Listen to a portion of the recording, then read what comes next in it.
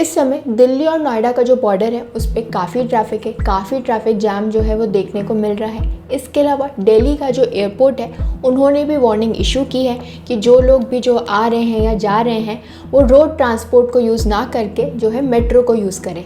मगर ये सब पढ़ के ना मुझे डेजा वू हो रहा है, वो इसीलिए क्योंकि ऐसा लग रहा है ये सब पहले भी हो चुका है। जी हाँ, 2 साल पहले भी इसी तरीके से फार्मर्स ने जो है प्रोटेस्ट किया था, लेकिन इस बार की प्रोटेस्ट में और पिछली बार की प्रोटेस्ट की जो डिमांड्स हैं वो टोटली डिफरेंट है। पिछली बार ये जो प्रोटेस्ट हुई थी वो हुई थी 3 फार्म बिल्स को लेकर, जिनको जो है फार्मर्स चाहते थे कि गवर्नमेंट रिपील कर दे और गवर्नमेंट ने ऐसा ही किया। लेकिन इस बार की जो डिमांड्स हैं वो टोटली डिफरेंट है। तो अगर आप पिछली डिमांड्स देखना चाहते हैं, समझना चाहते हैं, तो उसके लिए आप मेरा प्रीवियस वीडियो देख सकते हैं, क्योंकि आज के हमारे वीडियो में हम समझेंगे कि ये जो करंट प्रोटेस्ट दिल्ली के अंदर चल रही है वो क्यों चल रही है और फार्मर्स की डिमांड क्या है। तो इस बार की जो प्रोटेस्ट है it is led by 250 farmers. जी हाँ, 250 फार्मर्स की जो यूनियंस हैं वो जो है प्रोटेस्ट कर रही हैं अंडर द बैनर ऑफ किसान मजदूर मोर्चा एंड द संयुक्त किसान मोर्चा, जो कि एक प्लेटफॉर्म है ऑफ 150 यूनियंस। तो क्या ये वही फार्मर्स है, वही ग्रुप्स हैं जिन्होंने पिछली बार प्रोटेस्ट किया था, वही इस बार भी प्रोटेस्ट कर रहे हैं? नहीं, ये एग्जैक्टली सेम ग्रुप नहीं है, क्योंकि ये जो संयुक्त किसान मोर्चा है ये एक ब्रेक अवे है ऑफ द ओरिजिनल संयुक्त किसान मोर्चा। और इस बार जो इस प्रोटेस्ट को लीड कर रहे हैं वो है जगजीत सिंह दालेवाल। तो ये जो है ये प्रेसिडेंट है ऑफ द पंजाब बेस्ड भारतीय किसान यूनियन। इसके अलावा जो किसान मजदूर मोर्चा है वो जो 2020 के अंदर प्रोटेस्ट हुई थी उसका पार्ट नहीं थे, और इस बार जो है ये जो पूरा मोर्चा है it is led by Sarwan Singh Pandher, जो कि कन्वीनर हैं of the Punjab based union Kisan Mazdoor Sangharsh committee. So we can see कि पिछली बार जो प्रोटेस्ट हुई थी उसके अंदर काफ़ी सारे फार्मर्स जो हैं उसके अंदर साथ थे, बहुत बड़ा ऑर्गेनाइजेशन था, बहुत बड़ी प्रोटेस्ट हुई थी।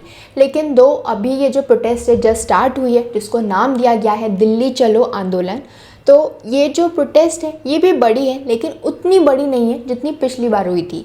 अगर हम पिछली बार की प्रोटेस्ट की बात करें तो वो की गई थी in response to the 3 farm laws जो कि गवर्नमेंट ने जो है इंट्रोड्यूस किए थे। उन लॉस के अंदर जो गवर्नमेंट है उन्होंने प्रॉमिस किया था फार्मर्स को कि उन्हें लिंक किया जाएगा टू ओपन मार्केट्स, जिससे उन्हें काफ़ी अच्छे प्राइजेस मिलेंगे। तो उन लॉस का जो एम था वो यही था कि गवर्नमेंट क्या चाहती थी कि जो फार्मर्स की जो इनकम है यानी किसान की जो इनकम है वो डबल हो जाए। लेकिन जो किसान थे उन्होंने इन तीनों ही लॉस को जो है रिजेक्ट कर दिया और क्लेम किया कि ये जो लॉज हैं they will put them at the mercy of private companies. तो इसीलिए जो फार्मर्स थे वो ये नहीं चाहते थे कि सारी जो पावर है वो प्राइवेट कंपनीज के हाथ में आ जाए, और वो गवर्नमेंट के इन 3 लॉ से बिल्कुल भी खुश नहीं थे, इसीलिए वो प्रोटेस्ट कर रहे थे। तो ये तो मैंने आपको शॉर्ट में बता दिया कि पिछली बार जो 2020 में प्रोटेस्ट हुई थी वो क्यों हुई थी। अब हम समझ लेते हैं कि ये जो प्रोटेस्ट है वो क्यों हो रही है, क्योंकि भाई पिछली बार तो गवर्नमेंट ने जो भी डिमांड थी सब मान ली थी कि ठीक है हम रिपील कर देते हैं। लेकिन अब जो किसान है वो नई डिमांड्स के साथ आए हैं। तो वो डिमांड्स क्या हैं? इस बार की जो मेन डिमांड है वो है legal guarantee of minimum support price for all the crops. तो अभी मिनिमम सपोर्ट प्राइस होता क्या है इसके बारे में मैं डिटेल में इसी वीडियो में लास्ट में समझाऊंगी, तो मेरा वीडियो लास्ट तक देखिएगा और इस वीडियो को प्लीज़ लाइक करें, शेयर करें और मेरे चैनल को सब्सक्राइब करें। तो एमएसपी के बारे में मैं डिटेल में लास्ट में बताऊंगी, क्योंकि ये जो एमएसपी है वो इस बार की डिमांड का जो है वो सेंटर है। तो MSP which is the minimum support price. तो अभी जो फार्मर्स हैं वो क्या चाहते हैं कि लीगल गारंटी हो कि उन्हें हर क्रॉप के लिए जो है ये मिनिमम सपोर्ट प्राइस मिलेगी। अब अगर मैं बताऊं कि गवर्नमेंट कैसे फंक्शन करती है in relation to this MSP, तो जो गवर्नमेंट है वो एक मिनिमम सपोर्ट प्राइस जो है रखती है for nearly 2 dozen commodities twice a year. तो ये जो एमएसपी है यानी जो मिनिमम सपोर्ट प्राइस है, जो बेसिक प्राइस जो फार्मर्स को मिलती है, वो कैसे गवर्नमेंट डिसाइड करती है? वो डिसाइड करती है on the recommendation of the commission for agriculture cost and prices. और ज़्यादातर जो क्रॉप्स का प्रोक्योरमेंट होता है जहाँ से ली जाती हैं अंडर एमएसपी, वो कहाँ से ली जाती है? From Punjab and Haryana. और ये जो एमएसपी मिलती है वो मेनली मिलती है for wheat and rice produce, क्योंकि इससे जो गवर्नमेंट है उसे सपोर्ट मिलता है फॉर पब्लिक डिस्ट्रीब्यूशन सिस्टम। और अब जो फार्मर है वो ये चाहते हैं कि एक लॉ बनाया जाए जो कि गारंटी करे कि हर क्रॉप के लिए जो है ये मिनिमम सेलिंग प्राइस जो है वो मिलेगी। लेकिन गवर्नमेंट की इस रिगार्ड में काफ़ी सारी कंसर्न्स हैं। ठीक है, एमएसपी वो हर क्रॉप पे डिमांड कर रहे हैं उसकी लीगल गारंटी चाहते हैं, लेकिन गवर्नमेंट का मानना है कि इसमें और भी बहुत सारे जो है चीज़ें होती हैं जिसे ध्यान में रखना होता है, जैसे कि global prices, pressure on the government for procurement, export competitiveness and central expenditure. तो इसीलिए जो गवर्नमेंट है वो हेजिडेंट है in providing legal guarantee for this crops. तो उनका कहना है कि एमएसपी तो मिल रही है, लेकिन सारी क्रॉप्स के लिए एमएसपी की लीगल गारंटी देना जो है गवर्नमेंट को लग रहा है कि बहुत सारी चीज़ें ध्यान में रखनी पड़ती हैं, हम ऐसे कैसे वादा कर दें। तो ये जो है मेजर डिमांड है जो कि इस बार फार्मर्स जो हैं वो रेस कर रहे हैं। इसके अलावा वो डिमांड कर रहे हैं कि एमएस स्वामीनाथन की जो रिकमेंडेशंस हैं उन्हें इम्प्लीमेंट किया जाए। अब अगर मैं एमएस स्वामीनाथन की बात करूं तो ये एक एग्रो साइंटिस्ट हैं who is known as the father of the green revolution, और ये वही हैं जिन्हें रिसेंटली भारत रत्न भी मिला है। अब ये जो ग्रीन रिवॉल्यूशन है जो कि उन्होंने इंट्रोड्यूस किया था वो क्या है, इसके बारे में भी डिटेल में मैं लास्ट में इस वीडियो में समझाऊंगी। तो अभी हम चलते हैं कि इस कमेटी ने यानी एमएस स्वामीनाथन ने ऐसा क्या रिकमेंड किया था जो कि फार्मर्स तो इम्प्लीमेंट करवाना चाहते हैं लेकिन गवर्नमेंट नहीं कर रही है। क्योंकि टेक्निकली देखा जाए तो ये वही हैं जिन्हें जो सरकार है वो ही भारत रत्न दे रही है कि उन्होंने कितना अच्छा काम किया था एग्रीकल्चर के फील्ड में। तो जब उन्होंने इतना अच्छा काम किया था, गवर्नमेंट उनकी रिकमेंडेशन से इतनी सेटिस्फाइड है, तो भाई जो उन्होंने रिकमेंड किया था उसे इम्प्लीमेंट भी करना चाहिए।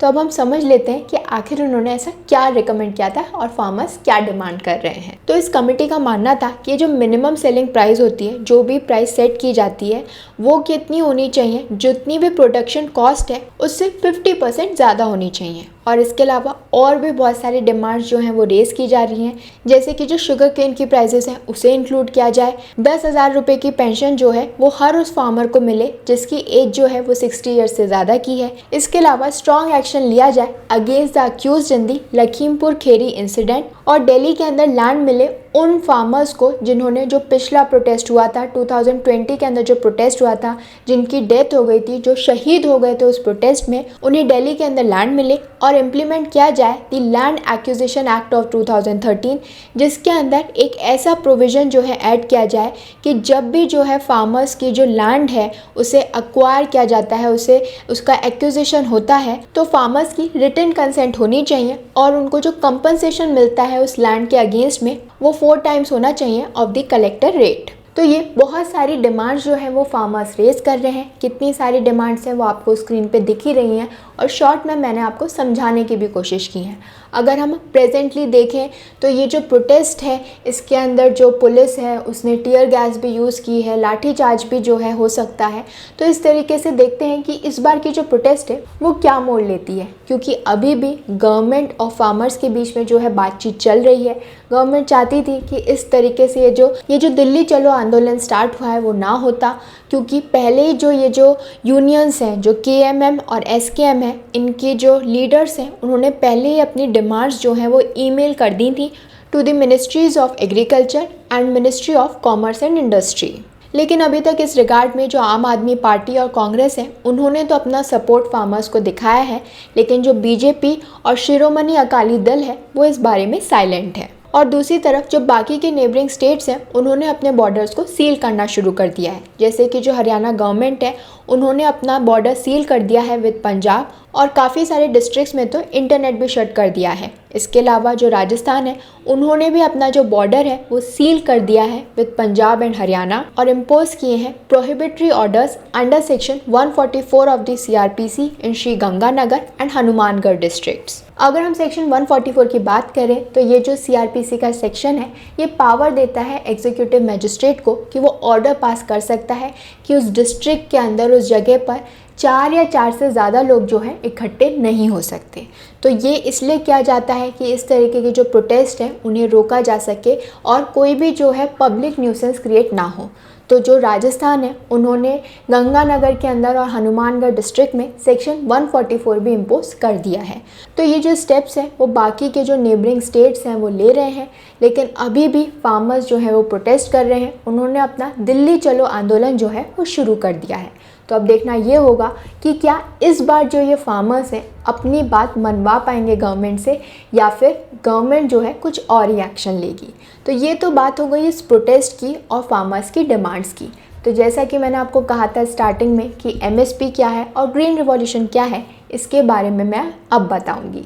तो अगर हम MSP की बात करें, which is the minimum selling price, ये वो रेट होती है जिसके ऊपर जो गवर्नमेंट है वो क्रॉप्स को खरीदती है फ्रॉम दी फार्मर्स। और ये जो रेट होती है वो 1.5 टाइम ज़्यादा होती है from the cost of production.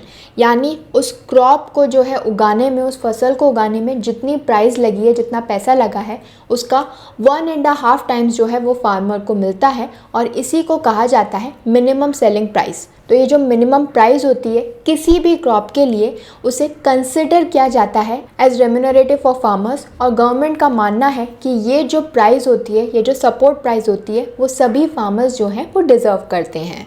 लेकिन मैं आपको बता दूं कि सभी क्रॉप्स के लिए MSP नहीं मिलती है। कुछ ही क्रॉप्स होती हैं जिनके लिए ये मिनिमम सपोर्ट प्राइस जो है वो गवर्नमेंट प्रोवाइड करती है। तो जो commission for agriculture cost and prices है वो रिकमेंड करता है MSP फॉर 22 मैंडेटेड क्रॉप्स। और अगर हम शुगर केन की बात करें तो उसके लिए एक फेयर एंड रेम्यूनरेटिव प्राइस रखी गई है।